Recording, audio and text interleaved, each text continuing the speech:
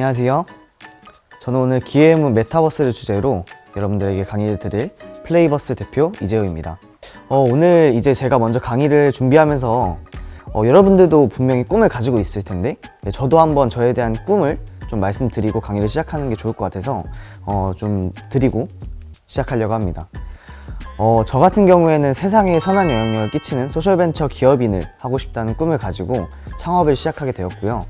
지금 메타버스 그리고 청소년 관련 비영리단체 그리고 시니어 쪽 관련된 사업을 진행하고 있습니다.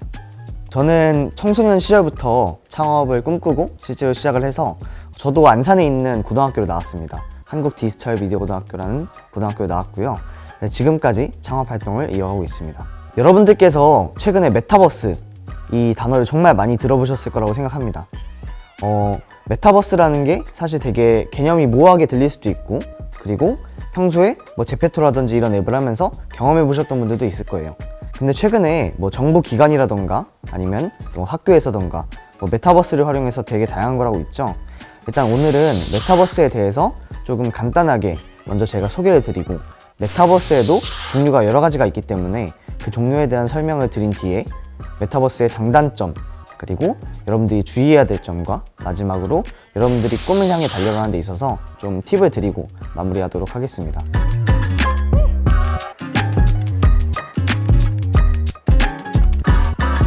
일단은 메타버스 같은 경우에는 가상세계에 있는 사회 문화적 공간이라고 보시면 될 것 같습니다.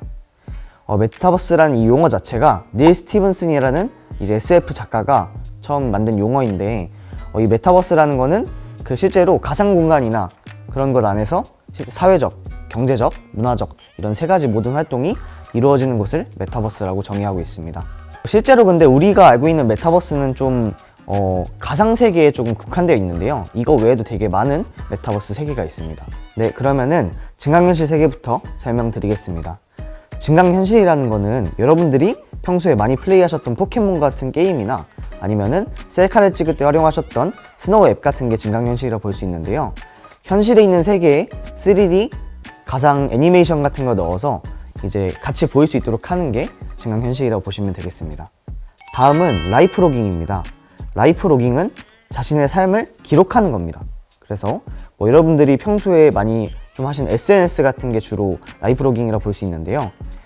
인스타그램, 페이스북 아니면은 여러분들이 요즘 자주 하시는 위치 기반 SNS인 젤리도 라이프 로깅 SNS에 포함된다고 볼 수 있습니다. 다음은 이제 거울 세계인데요. 거울 세계는 현실과 가상 세계가 좀 많이 연결되어 있는 거라고 보시면 될 것 같습니다. 그래서 예시로 좀 말씀드리자면 여러분들 수업할 때 활용하시는 줌이라던가 웹엑스 아니면은 실제로 지도 같은 데 위에 뭔가 표시되어 있는 이런 것도 좀 거울 세계 메타버스를 할 수 있는데 예시로 좀 하나 더 말씀드리자면은 구글 어스라던가 아니면은 배달의 민족 위에 표시되는 그 지도까지도 모두 거울 세계 메타버스에 해당됩니다. 마지막으로 메타버스의 꽃이라 할 수 있는 가상 세계인데요. 제페토, 로블록스, 이프랜드, 게더타운 이런 여러분들이 생각하는 메타버스 플랫폼들이 모두 가상 세계라고 보실 수 있습니다. 여러분들은 이제 MZ세대라고 많이 좀 불리우고 있죠. 사실 MZ세대들이 많이 그 용어를 쓰지 않잖아요. 근데 메타버스의 주 이용층이 MZ세대라는 거는 지금 되게 많은 학자들이 인정하고 있고 실제 사용자 수도 그렇게 이루어져 있습니다. 그럼 이제 한번 MZ세대에 대해서 한번 알아보도록 하겠습니다.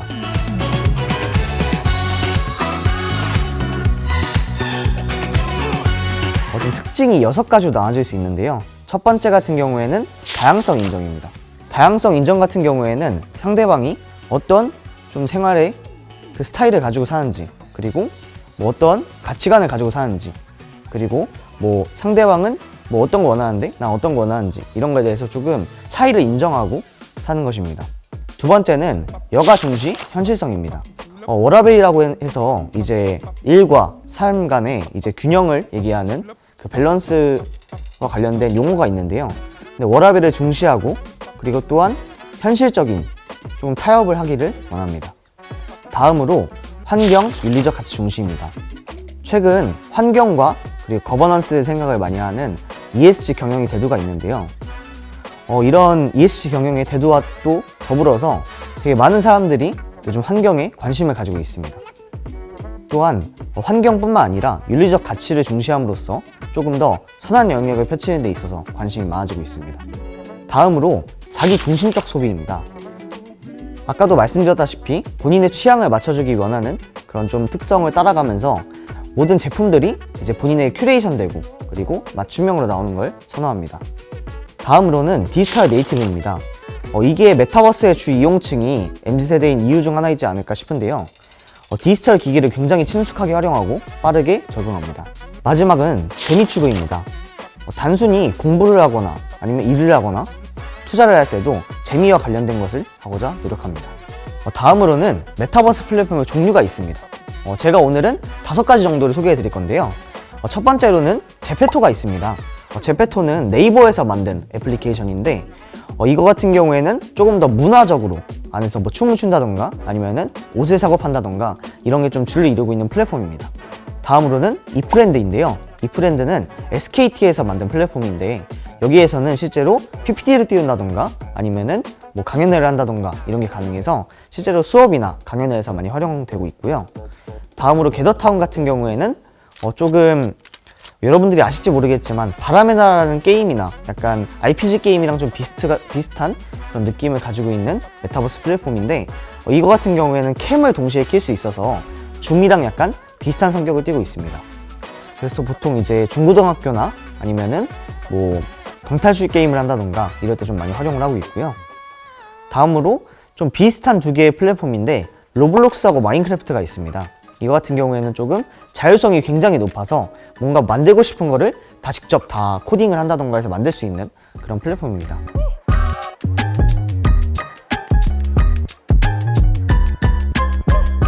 일단은 메타버스에 대해서 일단 좀 플랫폼의 종류도 말씀드렸고 정의도 말씀드렸으니까 순기능과 역기능에 대해서 한번 알아보려 하는데요.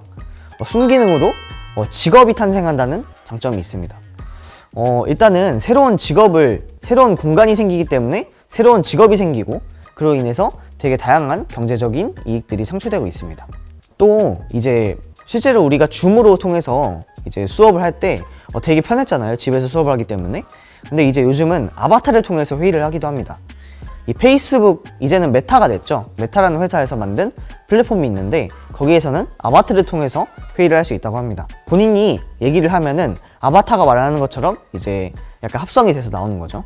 다음으로는 교육계에서 활용이 되고 있는데요. 뭐 과학 실험 같은 거를 현실에서 할 수 없는 거를 이런 메타버스 세상에서 하기도 하고요.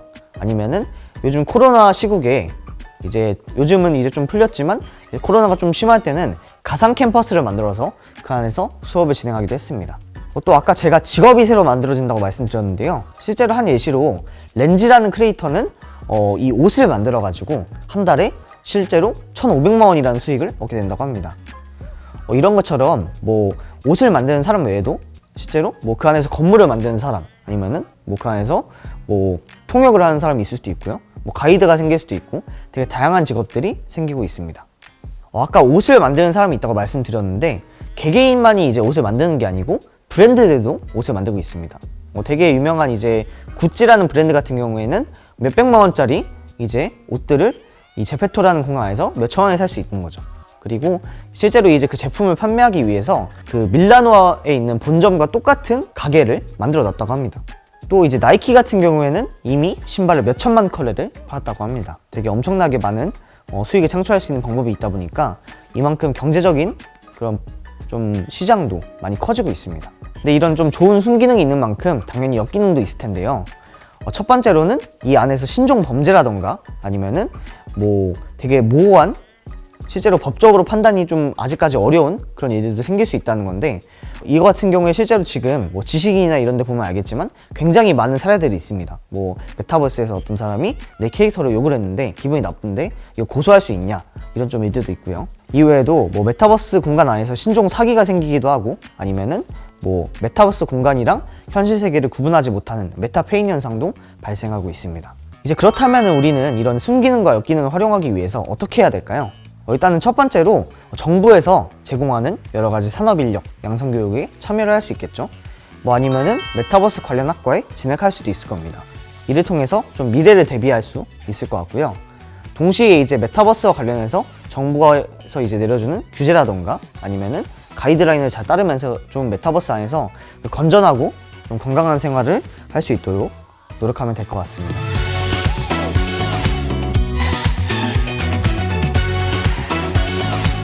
이제 메타버스에 대한 좀 얘기를 마쳤는데요. 이제 여러분들의 진로와 관련해서 제가 드릴 수 있는 몇 가지 팁을 좀 드리고자 합니다. 첫 번째로 추천해드리고 싶은 좀 유튜브 채널이 있습니다. 제가 조금 이따 설명드리겠지만 기업가 정신과 관련된 채널인데요. 이미 성공하신 여러 창업가분들이 나오셔서 본인의 이야기를 좀 얘기하고 그리고 창업을 했던 그런 좀 본인의 스토리를 풀면서 어떻게 하면 여러분들이 실제로 인생을 진취적으로 살아갈 수 있는지에 대한 좀 얘기를 하는 겁니다. 그래서 이 이오라는 채널에 들어가시면은 카카오의 대표, 토스의 대표 이런 분들이 나오셔서 본인의 이야기를 하시니까 한번 꼭 보시면 좋을 것 같습니다.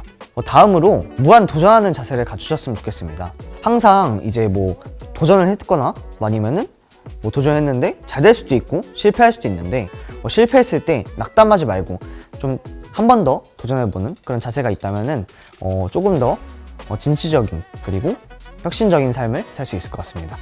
또 진취적으로 도전하고 그리고 생각하기 위해서는 이 트렌드에 대해서 아는 게 좀 중요한데요. 실제로 다양한 유튜브에도 있지만 이 트렌드 코리아라는 책이 매년 나오고 있는데 이 책을 읽어보시면은 굉장히 도움이 될 것이라고 생각합니다. 특히 경영학과를 생각하시는 분들은 꼭 이 책을 읽어보셨으면 좋겠습니다. 마지막으로 기업가적 마인드를 좀 가지셨으면 좋겠습니다. 이 기업가 정신이라고 부르는데요. 진취적으로 도전하고 혁신적으로 생각하고 그리고 끊임없이 도전하며 그를 통해 얻게 된 수익을 사회에 환원하는 이런 정신을 얘기하는 겁니다. 꼭 기업가가 되지 않더라도 진취적인 마인드를 토대로 삶을 살아가기 위해서 기업가 정신을 가지면 좋다고 할 수 있겠습니다. 이렇게 제 강연을 마쳤는데요. 강연을 마치기 전에 제 이메일 주소와 인스타그램 아이디를 알려드릴 테니까 혹시 질문이 있으시거나 하면은 언제든지 문의 주시면은 제가 친절하게 답변을 드리겠습니다. 그럼 이상으로 강의를 마치도록 하겠습니다. 감사합니다.